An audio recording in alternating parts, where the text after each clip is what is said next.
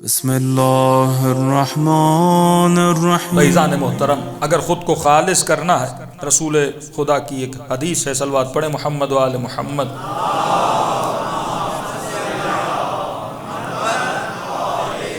فرماتے ہیں ان اللہ تبارک و تعالی اعار اعداءہ اخلاق من اخلاق اولیائہ۔ یہ اکثر نوجوان کہتے ہیں مولانا جب ہم ویسٹ میں جاتے ہیں تو انگریزوں کا اخلاق بڑا اچھا ہے، یا کبھی کبھی دشمن علی سے بھی ملو گے تو بڑا شاید کوئی نہ کوئی خوش اخلاق ہو، تو ان کے پاس یہ اخلاق کہاں سے آیا؟ اسلام ہمارے پاس ہے اور اخلاق ان کے پاس ہے۔ تو فرماتے ہیں پروردگار عالم نے اعار اعداءہ اخلاق من اخلاق اولیاء، اللہ نے عاریے کے طور پر، ایسے سمجھیں ادھار کے طور پر، اولیاء اللہ کا اخلاق ان کے دشمنوں کو دیا۔ اللہ نے عاریے کے طور پر، ادھار کے طور پر ان کو اخلاق دیا۔ یہ جو ان کے وجود میں اخلاق ہے یہ عقلانی اخلاق نہیں ہے کہ امام کی ایک حدیث ہے جنود جہل اور جنود عقل، ان کے اخلاق کی بنیاد عقل نہیں ہے۔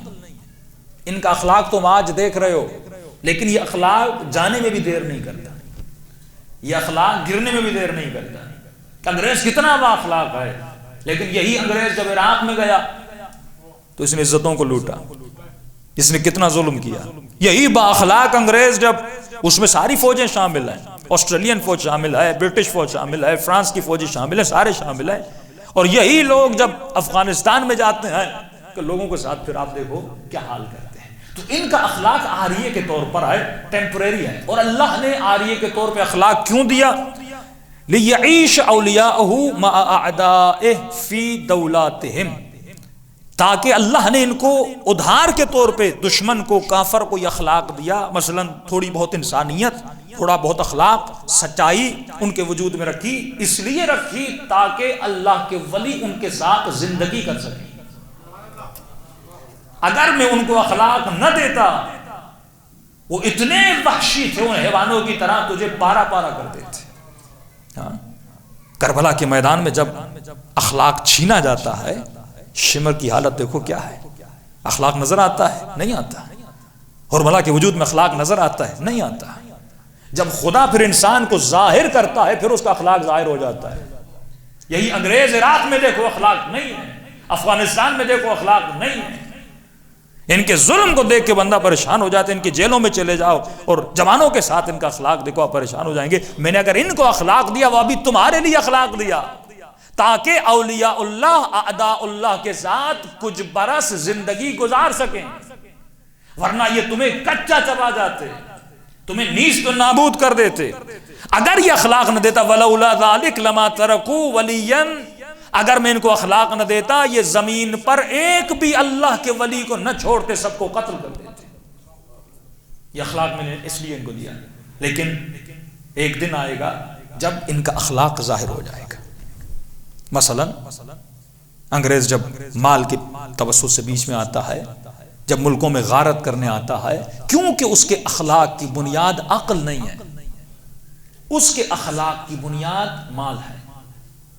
اسے بچپن سے سکھایا گیا، اس کو مال کی لالچ کے طور پہ اخلاق سکھایا گیا۔ لیکن جو اخلاق علی ہے، جو اخلاق رسول ہے، زمانہ پتھر بھی مارے لیکن رسول گالی نہیں دیتے۔ 70,000 ممبروں سے مولا علی کو برا بلا کہا گیا، لیکن مولا علی نے ایک بھی گالی نہیں دی، کیونکہ علی کا اخلاق عقل والا اخلاق تھا۔ لیکن دشمن علی کا اخلاق دیکھو، اعداء اللہ کا اخلاق دیکھو، 70,000 ممبروں سے مولا کو گالیاں دی جا رہی ہیں۔ یہ دشمن علی ہے نا، اس کا اخلاق دیکھو۔ بوئس من مکارم الاخلاق۔ اب یہاں پہ تجھے براءت کا تصور سمجھ آئے گا کہ کتنا مولا علی کو گالیاں دے رہے ہیں، لیکن مولا علی ان کے کردار سے براءت کر رہے ہیں۔ کسی مومن نے کہا مولانا ہم دشمن علی کو، دشمن اہل بیت کو کیا گالی دے سکتے؟ میں نے کہا قطعاً نہیں دے سکتے، کیونکہ سائیکولوجیکلی گالی وہ دیتا ہے جسے اپنے اندر کی بھڑاس کو اتارنا ہے۔